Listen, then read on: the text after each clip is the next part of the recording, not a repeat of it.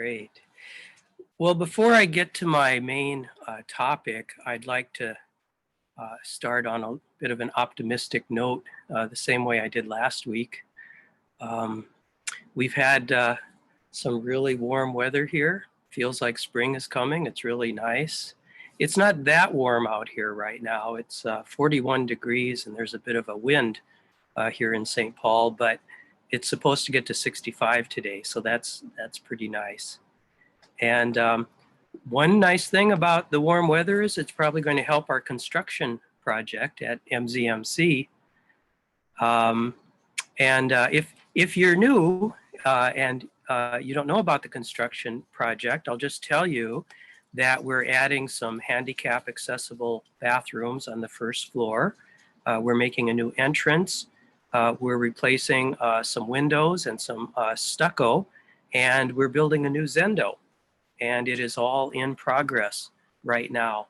And the timetable right now, they say that the construction project should be done late June, which I think sounds pretty good, and I'm cautiously optimistic.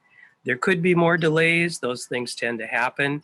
It may take us a bit after the construction is completed to get things set up for people to come in, but I'm just really hoping that by midsummer or so, we'll be back in our new space if the COVID situation allows it. And perhaps it will be limited access and we may be wearing masks. We really don't know, but I'm pretty optimistic. And it's one of the, I would say, most heartwarming things that I've experienced to see how much our Sangha has held together during this difficult time. It's been just about a year now. I think this Saturday will be the 1-year anniversary of when we closed MZMC. And the way the community has held together and even grown a little bit during that time is really wonderful. And I just feel like if we can survive this, we can survive anything. And perhaps the adversity will even make us stronger. So if I may, a bow to everyone. Let's bow together. Let's just bow to our community.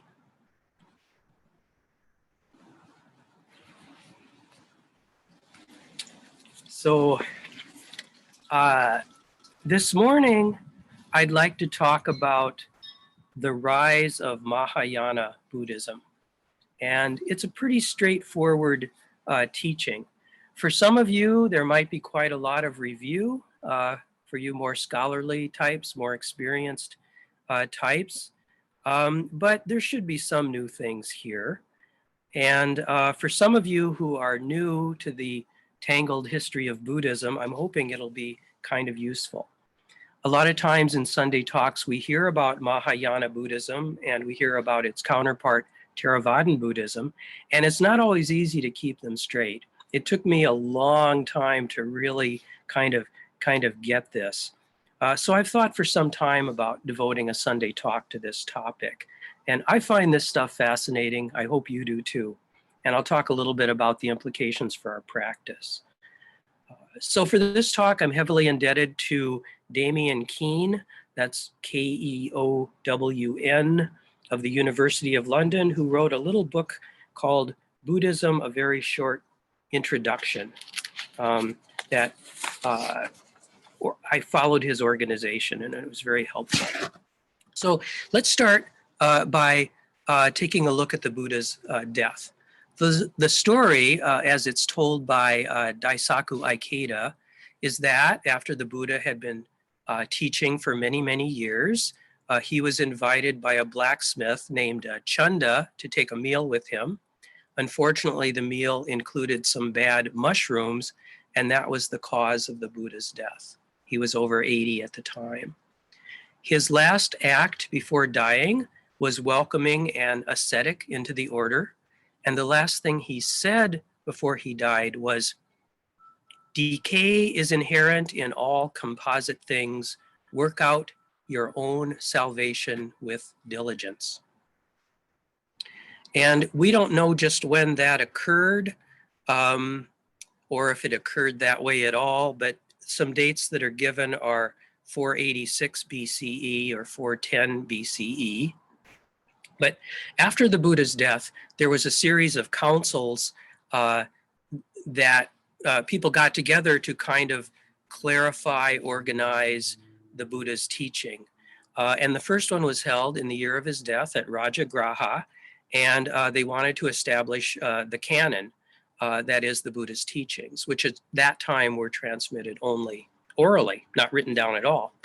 And Mahakashapa, who would become the Buddha's first successor, was the facilitator of this meeting. And Ananda, who had been the Buddha's attendant and would be his second successor, was not invited to the council because he wasn't enlightened yet. In her book, Zen is Eternal Life by G.U. Kennick, she says, it took Ananda almost 5 times as long as it took anybody else to realize the truth of Zen, simply because of his love of clinging to books and knowledge. So that's one story. I heard a different version from Tim at my ordination. He said the reason that it took Ananda so long to become enlightened was that he was too busy attending to the needs of the Buddha and the needs of the Sangha for all of those years. And I like that last version better, especially since Tim named me after Ananda. But be that as it may, Ananda, on the eve of the council, retired to his hut and decided he was going to become enlightened or bust. Do or die, he's going to become enlightened. And he sat up all night, may have been several days, but at the end, all night, and did the most intense practice he could possibly do, and he still was not enlightened. And he gave up. He gave up. I will never be enlightened in this lifetime. And he lay down to sleep. And the moment his head hit his pillow, that's when it happened. Something shifted in him. The great shift of perspective occurred, and he became enlightened then. After he gave up, after he stopped trying. There may be a little message for us there. So they let him come to the council. And Ananda had the remarkable ability to remember every word the Buddha ever said. So at the council, he recited all of the sutras. And another monk named Upali recited the Vinaya, which were the monastic rules. So the first council happened, and eventually this thing happened called the Great Schism. Sad but true. People tend to divide, even Buddhists. And there were a number of disagreements after the Buddha's death. And the most serious of them happened about a century after his death, and it was between 2 groups. One was called the Elders, and the other was known as the Universal Assembly. And the debate was about maybe different things. There may have been personalities involved. I don't know. It may have been about whether an arhat was inferior to a Buddha in certain respects. It may have been because the elders wanted to introduce additional rules of conduct to the many who already existed. And Buddhism was spreading to new places and encountering new cultures, and there were stresses and strains. But anyway, both of those groups, the Elders and the Universal Assembly, split into various subgroups. And of the ones derived from the Elders, Theravada is the only one that survived. And of the ones from the Universal Assembly, they all died out, but they left a legacy that evolved into Mahayana Buddhism. So I'd like to talk about the difference between these 2 great schools, which exist today, Theravada and Mahayana. And as I said, it took me a long time to get this straight. And every time I thought I had a handle on it, some new kind of contradiction would arise or something. So I'm going to try to navigate this by listing a few basic differences. But first, just a little note on nomenclature. Mahayana means great vehicle. And many times in the past, the other great stream has been referred to as Hinayana, which means lesser vehicle. And guess who gave it that name? They did not name themselves the lesser vehicle. They were named the lesser vehicle by the Mahayana Buddhists. And it's really a put down. And sometimes you still see it. People still use it, but it's really, it's not a very good word to use. Much better to say Theravada, which in Pali means way of the elders. And I'd like to say that I do not in any way consider Theravadan Buddhism to be a lesser vehicle. I have enormous respect for it, and I believe it's simply different, appealing to practitioners in a different way. I think there are different traditions because there are different kinds of people. That doesn't mean that some are right and some are wrong. So Mahayana Buddhism began to develop 300 to 500 years after the Buddha's death, and it expanded. It took the northern route through Tibet, China, Korea, Japan, also Vietnam. So Zen Buddhism, which we practice, is Mahayana. And Theravadan Buddhism exists primarily in Southern Asia, Sri Lanka, Burma, Thailand, Laos, and Cambodia. And in the US, we have Vipassana centers. Those are Theravadan. Common Ground in Minneapolis, which is a wonderful center, is a Theravadan-based center. And Theravadan Buddhism is considered generally to be much closer to the actual practice of the Buddha. And its ideal is the Arhat, a spiritual enlightened person whose objective is nirvana, personal liberation from the cycle of being. And Theravadan Buddhism relies on the Pali Canon, which is the collection of the Buddha's teachings that grew out of that first council.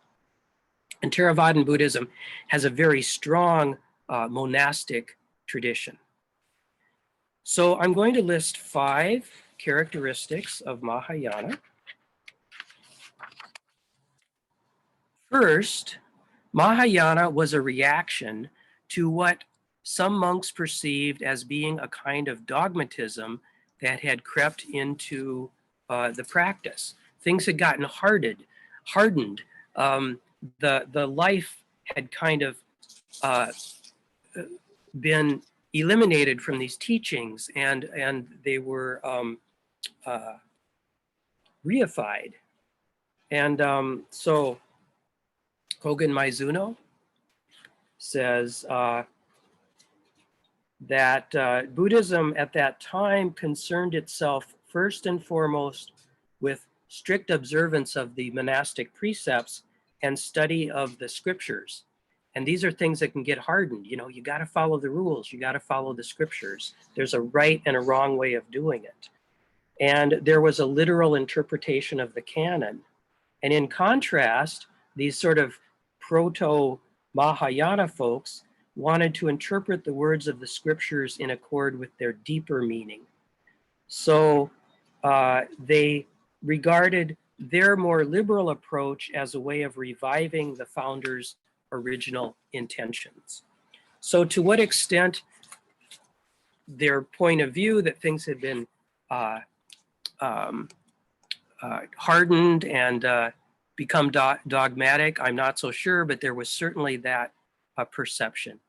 And a great place to see this reaction against dogmatism is in the Heart Sutra, which we chant 5 days a week at MZMC. And it's great to chant it over and over, and you don't really need to know what the words mean. There's still great value in chanting it. And that's probably a topic for another day. But it is also very useful to study the Heart Sutra and learn what it's about. And it's an incredibly rich distillation of Mahayana Buddhism. And basically, it lists all of the doctrines of Buddhism and says they do not exist. For example, no suffering, no cause, no cessation, no path. That is negating. the Four Noble Truths. So this is an effort to take a really deep look and say that nothing exists apart from other things. Nothing has an independent existence. Everything is interconnected, or you could say empty. So we don't put anything really up on the pedestal and say that is apart from and special and different from this world. So even the concepts set forth by the Buddha are empty in a sense. Useful, true in a relative sense, but ultimately empty. Francis Cook says, even emptiness is empty. So no dogmatism, constant renewal, just this moment, less religion, more immediate presence. So the practice implication of this is avoid dogmatism. Nothing is sacred, not even the Buddha's teaching. It's our own responsibility to become enlightened. We can't take that easy route of just finding what the right rules are and following them. We have to find our approach to life deep within ourselves. We do the work. We work out our own salvation with diligence, as the Buddha urged in his last rules.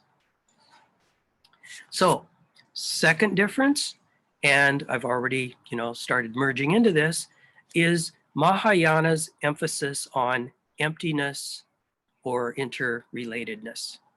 Mizuno says that the reformers of the time thought that the Buddhists of the time overemphasized karma and the results of their own actions. So their ideal was nirvana, which they saw as escapist.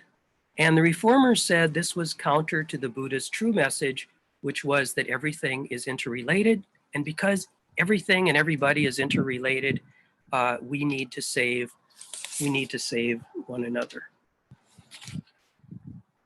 And some other, I won't get into this a lot, but some of the early Buddhists talked about dharmas being the building blocks of all phenomena, which were impermanent, but they were also real, that they kind of had a separate reality. Hence the negation in the Heart Sutra. No eye, ear, nose, tongue, body, mind, no this, no that. Whatever you think of, no, not that. So Nagarjuna, in particular, said that dharmas lack any inherent reality. They are empty of any real being. That doesn't mean that they don't exist. It means that they have no independent existence. They exist in relation to other things.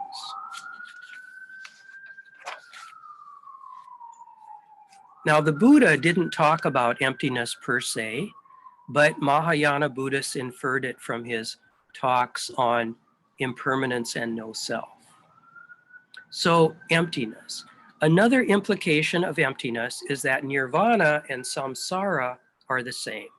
So samsara is this troubled world, this cycle of existence, this realm where suffering exists. And nirvana is liberation from it.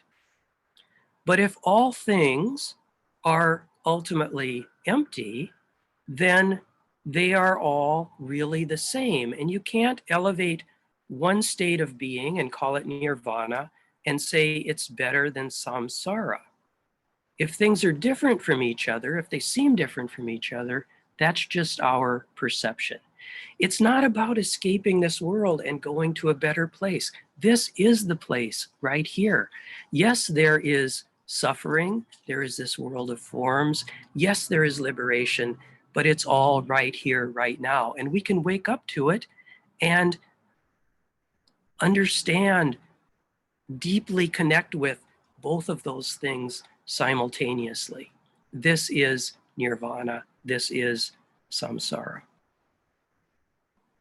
So what is the implication for practice here? If we're not looking to leave the world for a better place, well, then our emphasis is on clearly seeing the things of this world, on being awake right now, on immediate experience. And that's the emphasis of Zen especially. It's not about practicing to make something wonderful happen in the future. It's about being here right now. Just this morning, just my cold fingers right now. So the third characteristic is an emphasis on compassion, as opposed to working toward one's personal enlightenment. Again, Theravadan Buddhists are certainly compassionate, but there was this dispute, I think, as to how compassion was to be woven into the basic doctrines. So this emphasis on compassion is consistent with interrelatedness or emptiness.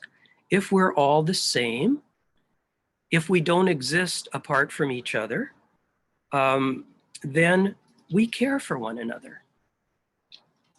So Mizuno says that the Mahayanas claimed that the Buddhists of the time only sought personal deliverance. They said that they had an excessive emphasis on study, which left the monks no time to work for the betterment of society. That the emphasis was really on monastic life and very little on lay life, and the monks were really quite apart from the community. So the reformers thought that to reaffirm the Buddha's original position, they had to follow the way of the Bodhisattva rather than the way of the Arhat. So the Bodhisattva is this new construct central to Mahayana Buddhism. Bodhisattva literally means enlightenment being. So a bodhisattva is a being who seeks Buddhahood, but renounces complete entry into nirvana until all beings are saved. They stay behind and help everyone in the world. And we don't want to get too technical about this.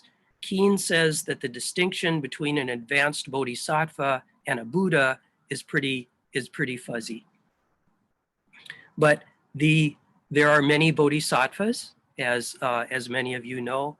Avalokiteshvara, the bodhisattva of great compassion, known as Kuan Yin in China, Kannon in Japan. There is Manjushri, the bodhisattva of wisdom, who wields a sword to cut through delusion. Samantabhadra, riding his elephant, which has 6 tusks, whose characteristics include working for the betterment of all people in kind of an organized way. There is Jizo, the savior of deceased children, the savior of people condemned to hell. He's a bodhisattva portrayed as a monk. So these are inspirational figures that help us to do our practice. And we meet bodhisattvas in our daily lives too. So the practice implications for this compassion piece, how we act in the world, is crucial. And I talk quite a lot about action in the world, because I think that is deeply woven into the fabric of Mahayana Buddhism, and it can't be ignored.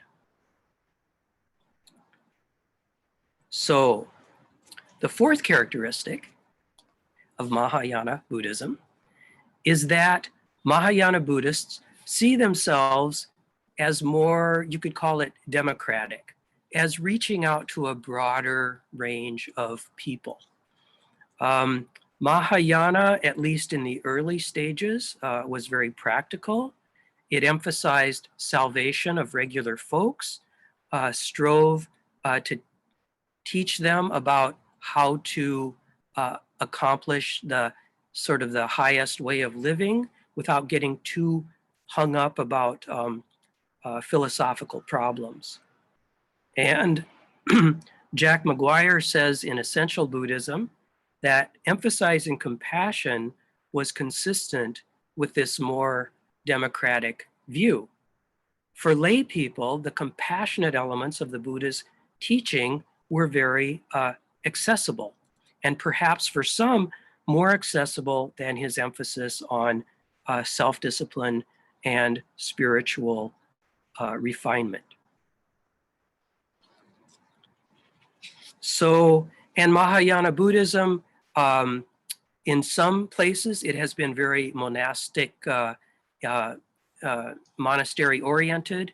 It was in China, but there was a lot of reaching out to lay people as well. In Japan, the temples became more, the monasteries are training temples, but the temples that people attend are, more open to lay people. And here in the United States, this is very much a lay practice, which is wonderful. So the practice implication of this piece about it being more democratic, you could say, is that Buddhism is accessible to all. In the United States especially, there is less of a distinction between lay people and monks. We have priests and lay persons here at MZMC, but we all practice together. We also have lay teachers. And the difference between lay and priestly people is not so pronounced as it is in some other places. So again, the responsibility, the burden, and the joy is on each person to find their own way. We don't leave it to specialists. We're all here to practice. We're not here to hear from the people who practice what it's like. We're here to do it ourselves. And then the fifth characteristic, and this is the last one, is new ideas about the Buddha. And this part is probably the most challenging, so bear with me. Are you all still with me? Okay, all right, still with me. Thank you very much.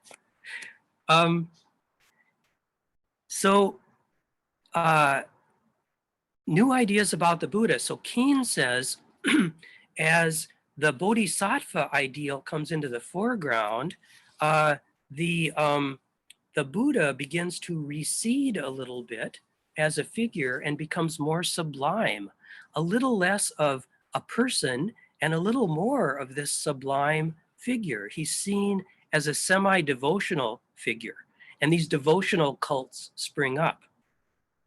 And this part was really hard for me to understand at first, because this is kind of part of these more, you could say, religious elements coming into Mahayana Buddhism. Not only is the Buddha becoming a more divine figure, but we have bodhisattvas who remind some people of saints in the Catholic Church, and we have gods and goddesses and all of these sort of ritual practices. And this seems strange to me because I think of Mahayana as getting back to the Buddha's core teaching, to kind of getting beyond the trappings of monastic life, getting beyond the trappings of study, and getting to just the basic and immediate stuff. So what's with all this religious stuff coming in and kind of, complicating the picture? Well, to try to answer that, for one thing, these ritual and religious elements, I think, fit with the ideal of being more democratic. As McGuire put it, of allowing Shakyamuni and other Buddhas a more intimate, beneficial, and constant relationship to all of humankind. So these devotional elements, like chanting and bowing, make the practice more accessible to all. Not everyone can meditate all day. Some folks are not able to do that. Not everyone wants to be a monk. I may not be able to sit in front of my altar every day for 30 minutes, but I can bow to my altar. I can chant in front of my altar. Just about anyone can do that. So a little more about how this sort of semi-divinity can be consistent with sort of getting back to the basics. The Buddha is now presented as having three bodies. And this is a complex teaching. I can't get into it too much today, But the basis of this teaching is that a Buddha has different aspects. A Buddha is manifests in the physical world to help all beings, but also has this absolute aspect. And I think this is consistent with the teaching on compassion. The Buddha manifests himself in the world to help all beings. But now the emphasis is on the absolute nature of the Buddha rather than the historical Buddha. And the three bodies are Nirmanakaya, the body of transformation. That's the earthly body in which the Buddha appeared. That was the guy. Sambhogakaya is the body of bliss. That's the body of Buddhas who exist in a Buddha paradise and enjoy the truth they embody. And so the bliss body, maybe what some conventional ideas about nirvana might be like, this just pure happiness. And then Dharmakaya, the mind teaching body, the true nature of the Buddha, which is identical with transcendental reality, the nature of the universe. So we've taken the Buddha from being a guy who teaches to being the universe itself. So we're thinking of the Buddha as sort of thusness, that which is. It's the unity of the Buddha with everything existing.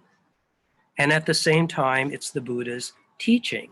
It is timeless.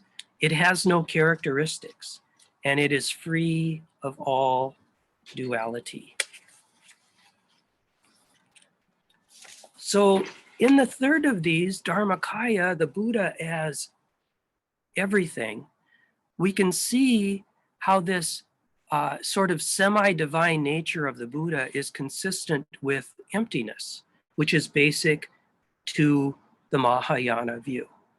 If we see the Buddha as being identical with transcendental reality, as being unity with everything existing, then our emphasis is on emptiness, not so much on the historical Buddha and his teaching. So I'm using this phrase semi-divine because that's what it feels like, but the Buddha is not a god at all in the conventional sense. Buddhist practice is about that which is beyond distinctions. We're not separate from the Buddha. We are the Buddha. So the seemingly religious elements are in a way anti-religious. Although we're putting the Buddha up on the altar, it's not about setting up some entity or God that is above us or separate from us. It's about setting up this being that can help us see that nothing is separate. We're setting up a separate being to help us to see that nothing is separate because we're people and we need to do this. Because we can't just jump into seeing non-duality. So Zen Zen Buddhism, which is one branch of Mahayana Buddhism, has a really complex attitude, I think, toward ritual practice. We stress the prime importance of waking up, and at times we might say ritual practices are useless. It's just about being awake right now, and yet we have them. And in the end, I think we're really practical. We use what works. And there is the fact that in order to become awake, there is a kind of giving up that happens. You can't sort of discipline yourself into being awake. Ultimately, you give yourself. You give yourself. And other power, religious type practices can help us with that. When I bow deeply to the Buddha, that is a way of reminding myself, it's not about me. It's not about me. So the practice implication for this last one is that devotional practice can help us to awaken. We know that the Buddha is not a god, and yet we can bow down to the Buddha, bow down to the whole universe, which includes ourselves, and say, This is not about me. I devote myself to that which is. That is my route to losing the burden of the self, which sees everything in a selfish way, which is a false view of the universe. So that's my route to happiness. So those are the 5 things. There's a lot of detail there, but I hope you can kind of see the threads. So the 5 things are, again, a reaction to dogmatism. People felt that the teachers' teachings had become goals in themselves, had become kind of lifeless. Mahayana seeks to reestablish that the teachings point to something underneath. And it's that something, or we could say that nothing, that's important. So we even go so far as to deny even the Buddha's teachings. And number 2, emphasis on emptiness. Nothing, not even the Buddha's teaching, is separate from everything else. Nothing is real in that sense. It only exists in relation to other things. Number 3, emphasis on compassion. Compassion is related to emptiness and also interconnectedness. Number 4, a kind of democratic view that salvation is something that can come to everyone, not just monks. And then finally, new ideas about the Buddha, the 3 bodies of Buddha idea, the idea of a kind of eternal Buddha identified with all of interconnected reality that can help us to wake up. So, and when we get to Zen, the no dogmatism part, we're really good at that because Zen is kind of revolutionary. Zen is kind of whatever you say it is, it's not that. You know, like forget everything I've said today, just sweep your floor, don't study, sweep, that kind of thing. So there's a strong emphasis in Zen on daily activity and a strong emphasis on the teacher-student relationship because you can't learn this stuff from books. It's something you work out with people, people who have gained some deep insight into it.